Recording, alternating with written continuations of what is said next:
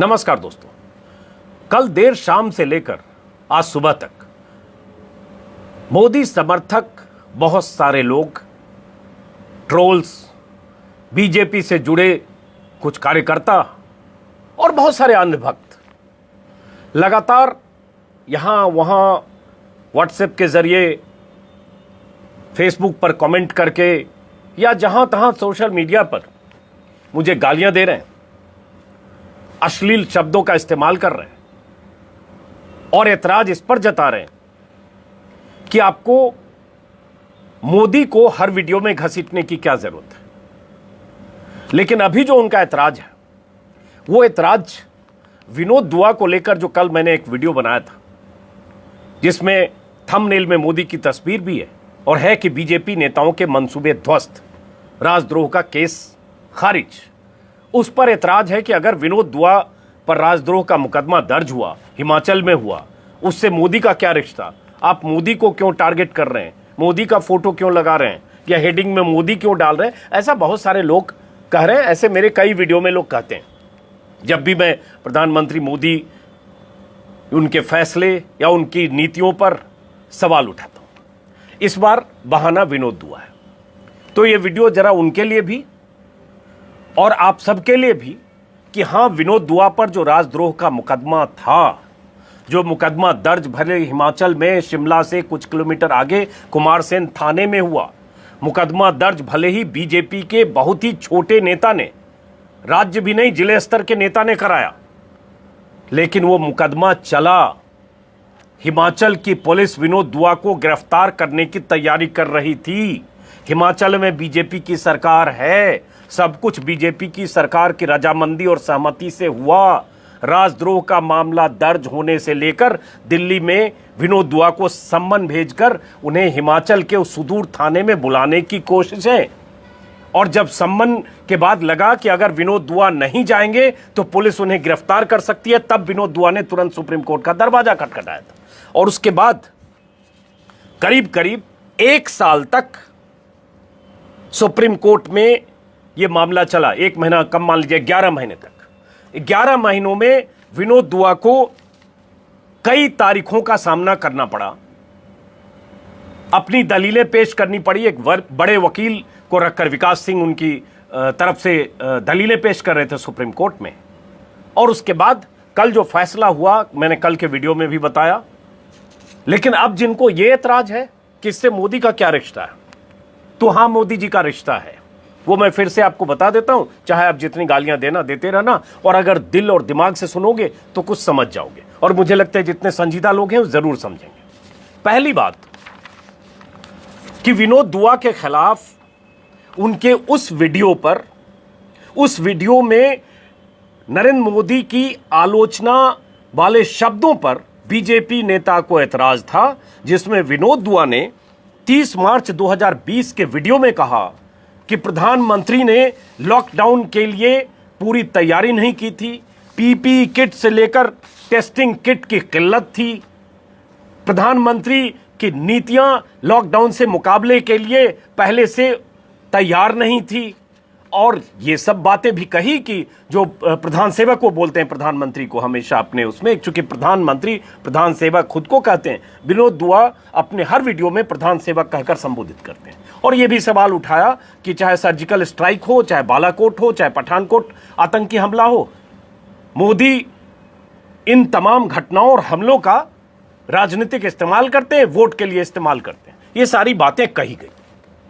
अब इस वीडियो में कही गई ऐसी कौन सी बात थी जो बीजेपी नेता को सिर्फ चुभ गई? कही मोदी के लिए, चुभी बीजेपी नेता को, सरकार वहां हिमाचल की। और उसके बाद इतने दिनों तक, करीब करीब 1 साल तक ये मामला चलता है, अखबारों में 50 बार खबरें छपती है। तो क्या आपको लगता है कि बिना मोदी और शाह की जानकारी के ये सब हो रहा था? और जिन्हें लगता है उनके लिए फिर बता दूं कि विनोद दुआ पर वहां राजद्रोह का मामला दर्ज हुआ, सेडिशन का। और जिस समय वहां मामला दर्ज हुआ हिमाचल में 6 मई को पिछले साल, उसके करीब करीब 1 महीने बाद 4 जून को दिल्ली में भी बीजेपी के एक दिल्ली प्रदेश के प्रवक्ता ने विनोद दुआ के वैसे ही वीडियो पर यहां भी मामला दर्ज कराया।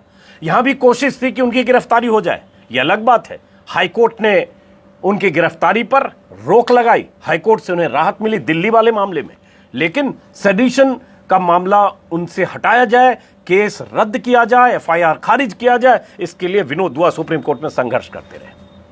और अगर संघर्ष करते रहे, दो नेता बीजेपी के विनोद दुआ पर ऐसा मामला दर्ज कराते हैं, दिल्ली पुलिस अमित शाह के अधीन, हिमाचल में तो सरकार ही है, तो क्या आपको लगता है बिना मोदी की जानकारी के हो रहा था? क्या बिना अमित शाह की जानकारी के हो रहा था? क्या किसी बीजेपी के जिला स्तर के नेता की यह हैसियत और औकात है कि विनोद दुआ जैसे वरिष्ठ पत्रकार के खिलाफ राजद्रोह का मामला दर्ज कर दे? और क्या हिमाचल के छोटे से थाने की पुलिस की यह हिमाकत या हैसियत है कि वो विनोद दुआ को सम्मन भेजकर वहां बुलाने के लिए वो भी लॉकडाउन जैसी स्थिति के दौरान? देश कोरोना से जूझ रहा था, सड़कों पर लोग नहीं चल रहे थे, जून का महीना था पिछले साल का। उस जून के महीने में एक सीनियर पत्रकार को, जो जिनकी उम्र 60 साल से ज्यादा है, उन्हें समन किया गया कि आप हिमाचल पहुंचिए, थाना शिमला से 40 किलोमीटर आगे। तो क्या ये सब ऐसे हो रहा था? तो इसलिए मैंने कहा, इसलिए मैंने तस्वीर लगाई, क्योंकि सरकार मोदी की है, और जिन्हें जो मोदी मतलब देश मानते हैं और मोदी की आलोचना मतलब देश की आलोचना मानते हैं, वैसे लोग भड़कते हैं, बिदकते हैं, गालियां देते हैं, अश्लील कमेंट करते हैं, ट्रोल करते हैं, और उनकी जहां चलती है वहां मुकदमा दर्ज करते हैं। इस केस में भी वही हुआ, और यह सब कुछ ऊपर पता होता है। एक पूरा सिस्टम चेन बना है, एक इकोसिस्टम है, जिसमें भक्त हैं, जिसमें अंधभक्त हैं, जिसमें समर्थक हैं, जिसमें कट्टर समर्थक हैं, जिसमें वो लोग हैं जिन्हें प्रधानमंत्री मोदी खुद फॉलो करते हैं अलग अलग राज्यों में, और उनके ठीक ठाक फॉलोअर हैं, और उनका काम यही होता है कि विनोद दुआ हो, चाहे अजीत अंजुम हो, चाहे रवीश कुमार हो, चाहे अभिसार हो, चाहे राजदीप सरदेसाई हो, या कोई स्वरा भास्कर जैसी फिल्म अभिनेत्री हो, ऐसे तमाम लोगों को जिनकी आवाजें सरकार की नीतियों के खिलाफ उठती है या जिनकी आवाज असहमत आवाज है, उन्हें ट्रोल किया जाए, जिन्हें मौका मिले मुकदमा किया जाए। ये पूरा एक इकोसिस्टम काम करता है। इस केस में भी वही हुआ, विनोद दुआ के केस में भी वही हुआ। इसलिए यह कहना कि इसमें मोदी को क्यों घसीटते हैं, तो मुझे लगता है इतने मासूम ना आप हैं, ना इतना मासूम मैं हूं।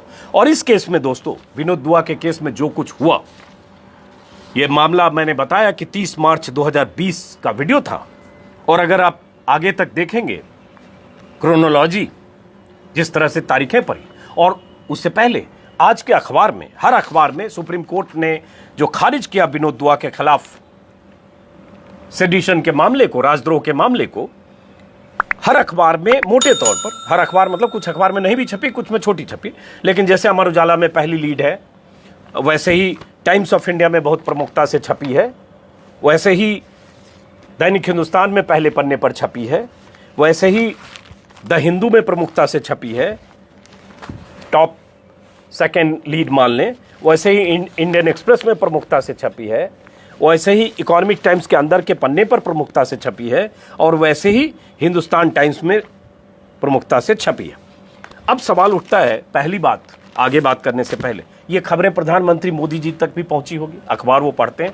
मैं जानता हूं कि सुबह अखबार पढ़ना और देश दुनिया की घटनाओं से पूरी तरह से वाबस्ता होना उनकी फितरत में शुमार है, या पूरी टीम काम करती है, तो उन्हें पता होता है, उन्हें कल ही पता होगा कि क्या हुआ। तो क्या प्रधानमंत्री मोदी, अगर इसमें जो कुछ बीजेपी नेता की तरफ से विनोद दुआ को फंसाने और विनोद दुआ को राजद्रोह के मुकदमे के तहत जेल भेजने की जो साजिशें बुनी गई, क्या मोदी अवेयर नहीं थे? और क्या अगर मोदी चाहते, एक कॉल उठाते और उस शख्स को, मोदी या उनके बिहाफ में कोई कहता कि हटाओ ये केस वापस लो, कोई मतलब नहीं इसका, तो क्या उसकी हैसियत थी? तो इसलिए मैं कह रहा हूं। और आज भी जो अखबार में खबर छपी, क्या इसके बाद मोदी अपनी सरकारों को, अपने नेताओं को, अपने उन लोगों को निर्देश और देंगे, ताकीद करेंगे कि ऐसी हरकतें मत करो, राजद्रोह के ऐसे फर्जी मामले दर्ज नहीं करो? नहीं, क्योंकि मैंने कहा ये पूरा ऊपर से नीचे तक इकोसिस्टम है कि कोई मोदी के खिलाफ बोले, कोई मोदी के खिलाफ लिखे, कहीं भी थोड़ी गुंजाइश हो तो मुकदमे दर्ज हो। और मुकदमे दर्ज अलग अलग राज्यों में हो, बीजेपी शासित राज्यों में हो, जो कल भी मैंने आपको बताया था कि अगर राजदीप सरदेसाई, मृणाल पांडे, जफर आगा या ऐसे पत्रकारों के खिलाफ मामले दर्ज हुए 6 लोगों के खिलाफ एक अपुष्ट खबर को ट्वीट करने के बदले किसान आंदोलन के दौरान, तो मुकदमे दर्ज हुए यूपी में, मुकदमे दर्ज हुए हरियाणा में और मुकदमे दर्ज हुए एमपी में, और सब पर राजद्रोह के मामले दर्ज हो गए। अभी उस मामले में वर्डिक्ट आना उसमें भी बाकी है। तो क्या आपको लगता है कि इसमें मोदी जी और अमित शाह की जोड़ी को कुछ नहीं पता होता है? इतने बड़े लोगों के खिलाफ मुकदमे दर्ज होते हैं, दिल्ली पुलिस या यूपी पुलिस या हरियाणा की पुलिस कल को इसमें जांच रिपोर्ट दाखिल कर दे, तो क्या आपको लगता है ये पता नहीं होता है? और ये छोटे छोटे बीजेपी नेता अपने शीर्ष पुरुष की शान में कसीदे पढ़ते हुए और उनकी आलोचना करने वालों के खिलाफ इतने मुखर होकर थाने में पहुंचकर एफआईआर दर्ज करा देते हैं। पता नहीं होता है? जरूर होता है। तो इसलिए मुझे गाली देते रहिए, कोई फर्क नहीं पड़ता, मैं इसमें बिलीव करता हूं और यही तथ्य है। अगर पता नहीं होता है, ये और हैरत की बात है। फिर तो क्या कहा जाए उस राजा को जिसे पता नहीं होता है कि उनके सिपा सालार क्या कर रहे हैं? तो पता होता है। अब विनोद दुआ के केस में जो हुआ, कल भी मैंने बताया था, और उसमें सुप्रीम कोर्ट में 2 जजों की पीठ ने, यूयू ललित और विनीत शरण की पीठ ने जो कहा, जिसमें साफ साफ कहा, वो बहुत अहम है। उसने कहा, सुप्रीम कोर्ट ने, कि पलायन उस वक्त गंभीर और अलार्मिंग था। विनोद दुआ ने जो भी कहा वो ये माना जा सकता है कि सरकार के एक्शन के प्रति उनकी नापसंदगी थी। इस तरह से इसे चिन्हित किया जा सकता है। ये अंग्रेजी में जजमेंट का हिस्सा है, उसका हिंदी में मैं तर्जुमा कर रहा हूं, ताकि उस वक्त के हालात जल्दी और इफेक्टिवली एड्रेस किया जा सके, उस वक्त के हालात को। विनोद दुआ उस समय की स्थितियों के प्रति चिंतित होकर बात कर रहे थे, इशू के प्रति चिंतित होकर बात करते हैं, सुप्रीम कोर्ट कर रहा है। और यह सुप्रीम कोर्ट ने कहा कि सरकार की आलोचना करना, सरकार के कामों की आलोचना करना राजद्रोह नहीं है। और आगे यह भी कहा कि दुआ का बयान निश्चित तौर पर हिंसा भड़काने वाला नहीं है। हमारा मत है कि याचिकाकर्ता दुआ पर राजद्रोह और अन्य धाराओं के तहत कार्रवाई गलत बात होगी। ऐसे में उनके खिलाफ एफआईआर नहीं बनती और इसके तहत कोई भी कानूनी कार्रवाई अनुच्छेद 19(1)(a) अभिव्यक्ति की आजादी के खिलाफ है, ये सुप्रीम कोर्ट ने कहा और ये कहकर रद्द कर दिया। राजद्रोह का मामला चला हिमाचल से, हिमाचल की सरकार, और जो सुनवाई हुई अलग अलग तारीखों में अदालत में, सुप्रीम कोर्ट में, उसमें सरकार की तरफ से solicitor general of India Tushar Mehta भी थे, कुछ और बड़े वकील थे, और विनोद दुआ पर राजद्रोह का मामला चले, राजद्रोह के आरोपी साबित हों, दोषी साबित हों, ये कोशिश सरकार की तरफ से पेश वकील ने की। तो क्यों मान लें कि इसमें मोदी जी को क्यों घसीट रहे हैं? अरे सब कुछ मोदी जी के लिए है। मोदी नाम केवलम, मोदी जी के बारे में बोलना, देश के बारे में बोलना, मोदी जी देश नहीं है। और यह भी सुप्रीम कोर्ट ने समय समय पर कहा है कि यह किसी नेता के बारे में बोलना, सरकार के बारे में बोलना राजद्रोह नहीं है। और राजद्रोह की परिभाषा बहुत बार बताई सुनाई जाती है, कोई फर्क नहीं पड़ता आपको। राजद्रोह का क्या मतलब है? राजद्रोह इतिहास में बता चुका कल के वीडियो में भी कि कैसे अंग्रेजों के समय कब से राजद्रोह आईपीसी में 124A कब से राजद्रोह का मामला आईपीसी में दर्ज किया गया और लागू किया गया। अंग्रेज चले गए, छोड़ गए। लेकिन राजद्रोह किस पर होता है?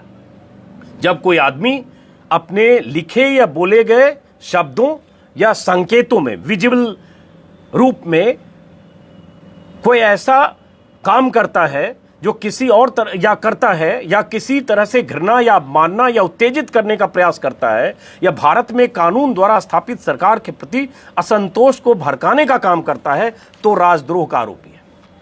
तो विनोद दुआ के मामले में सुप्रीम कोर्ट ने भी माना कि वो उकसाने का कोई काम नहीं कर रहे थे, वो भड़काने का कोई काम नहीं कर रहे थे। और अगर उकसाने और भड़काने का काम नहीं कर रहे थे तो फिर वो राजद्रोह कैसे है?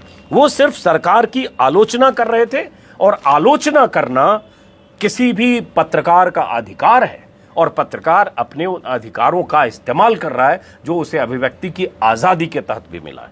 और यही कहा कि जो सुप्रीम कोर्ट ने कहा